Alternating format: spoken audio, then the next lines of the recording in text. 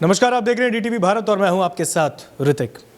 बिहार में पंचायत चुनाव अब नजदीक है। हालांकि 11 चरणों में मतदान होने हैं और इससे पहले बिहार के जो पंचायत है, करीबन 8008 पंचायत ऐसे हैं जहां पर पंचायत चुनाव होने हैं। तो इन तमाम पंचायतों में आखिर हालात क्या है वो तो हम आपको बताएंगे। और आज अपने इस रिपोर्ट में हम आपके सामने लेकर आए हैं जहानाबाद के काको प्रखंड का उत्तर सेरथू पंचायत, जहां की स्थिति कैसी है उसका पूरा ब्यौरा आपको दिखाएंगे। पूरा ब्यौरा आपको दिखाएंगे हमारे सहयोगी जहानाबाद से संवाददाता कुणाल किशोर। देखिए इस रिपोर्ट को।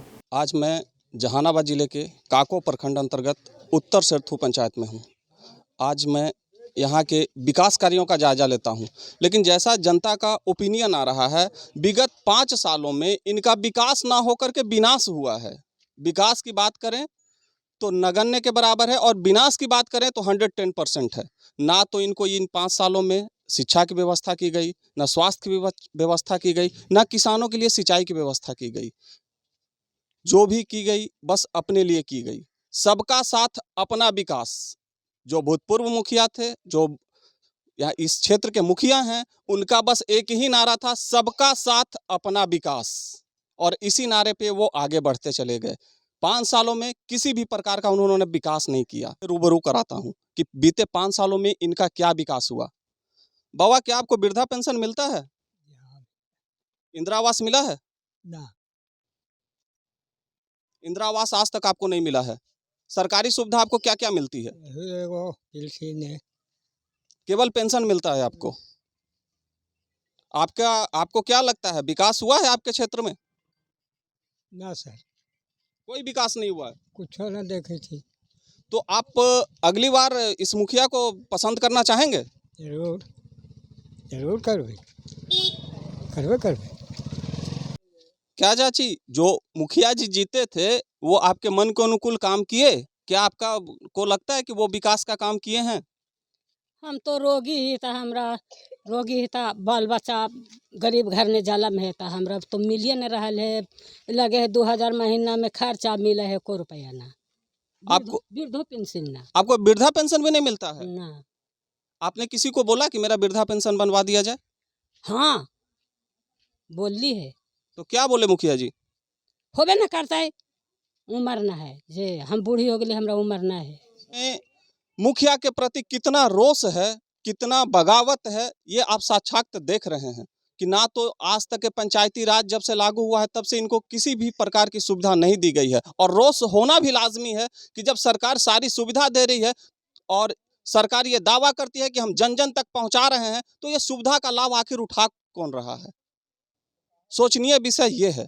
इस क्षेत्र के जो मुखिया प्रत्याशी हैं उनसे, और इनसे कुछ सवाल पूछते हैं। सर, आपका डीटीवी में बहुत बहुत स्वागत है। आपका भी स्वागत है। आप खुद यहाँ की जनता का हाल देख रहे हैं, आप यहाँ की जनता से रूबरू हो रहे हैं। क्या लगता है कि आपके पंचायत का बीते 5 सालों में विकास हुआ है? मेरे पंचायत का जब से हम लोग होश संभाले, 2001 से आपसे चर्चा करें तो बीते 20 साल में ये दोनों मुखिया के द्वारा सिर्फ पंचायत को लूट खसोट का ही काम किया गया है। धरातल पर किसी तरह का कोई काम उतारने का काम नहीं किया गया है। उसका एक भी हम लोग उदाहरण पंचायत में कहीं से नहीं दे सकते हैं। हम आपके प्रेस के माध्यम से ये दोनों मुखिया को आह्वान करना चाहेंगे कि जिस तरह से पंचायत में घूम के लोग अपने नॉमिनेशन के लिए प्रत्येक डोर टू डोर अपना निमंत्रण देने के लिए जा रहे हैं, उसी तरह से पिछले 20 साल 15 साल बनाम 5 साल के कार्य को ओपिनियन करने के लिए, खोल के रखने के लिए पब्लिक के पास घर घर में जाकर इनवाइट करें, निमंत्रण दें और लोगों को अमुक तिथि का घोषणा करें कि इस अमुक तिथि को पंचायत को आमंत्रित है कि हमने क्या काम किया। उस धरातल को देखकर मेरा वोट करें या नए के वोट करें। इसके लिए मैं पंचायत को लोगों के द्वारा जाकर अग्रसित कर रहा हूँ। प्रेस लोगों को समझा रहे हैं, बुझा रहे हैं कि बात को रखिए, समझाइए, बुझाइए। यदि आता है तो क्या काम रोड पर हुआ तो क्या हुआ, किस तरह की काम हुआ, लूट हुआ या काम हुआ।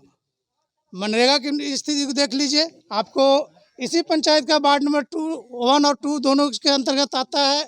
तेतरिया से खगड़िया पैन खुदाई का कार्य अभी तत्काल वित्तीय वर्ष 2020 या 21 में हुआ है, वो काम अधूरा छोड़ दिया गया है और उसका फंडिंग पूरा निकाल लिया गया है। इस पंचायत में पिछले कोरोना काल में लोगों ने काफ़ी तंगी आकर मुझे इस काम के लिए, मतलब सामाजिक कार्य के लिए प्रेरित किए, कारण कि पहले से भी मैं हर जगह अपनी इस कार्य में भूमिका रखता हूं। तो लोग मुझे एक चीज़ का आश्वासन किया कि पंचायत में दोनों मुखिया के द्वारा कुछ किया नहीं जा रहा है, न पूर्व मुखिया के द्वारा कुछ है, न वर्तमान मुखिया के द्वारा है, आपके द्वारा कुछ इसमें होता है तो पंचायत के लोग कुछ आशा भरी निगाह से देखेंगे। उस दरमियान हमने पिछले कोरोना काल में एक युवा शक्ति मोर्चा का गठन किया पंचायत में। उसमें सारे नवयुवक लोग हैं जो कि पंचायत के अंतर्गत का ही सारे युवक जुटे हुए हैं और सारे लोग चंदा फंडिंग कर युवा शक्ति मोर्चा को एक संगठन के रूप में तैयार किया है। उस चंदे से मतलब पंचायत में हम लोग साबुन वितरण का भी काम किया पिछले कोरोना में, और आज भी हम लोग कहीं भी वैसी ज़रूरत पड़ती है तो अपने संगठन की ओर से, युवा शक्ति मोर्चा की ओर से हम लोग लगे हुए रहते हैं। और इस युवा शक्ति के तरफ से पिछले जनवरी फरवरी में एक बैठक कर मुखिया पद का उम्मीदवारी मेरी पत्नी धर्मशिला देवी को घोषित किया गया है, जिनका नॉमिनेशन 6 तारीख को है, दिन सोमवार पड़ता है, और उसकी नॉमिनेशन की तैयारी में हम लोग जोर शोर से लगे हुए हैं। पब्लिक का बहुत अच्छा आशीर्वाद मिल रहा है। अभी आपको हम उत्तर सिरथू पंचायत के नवयुवक मुखिया से मिल रहे थे। इनको नवयुवक अपना ब्रांड एम्बेसडर मानती है। नवयुवक का पूरा सपोर्ट, इस पंचायत के पूरे नवयुवक संघ का इनको सपोर्ट मिल रहा है। पूरा नवयुवक की मंडली इनके पीछे दीवानी है। अब देखना यह होगा कि आगे क्या होता है। DTV भारत के लिए जहानाबाद से कुणाल किशोर की रिपोर्ट।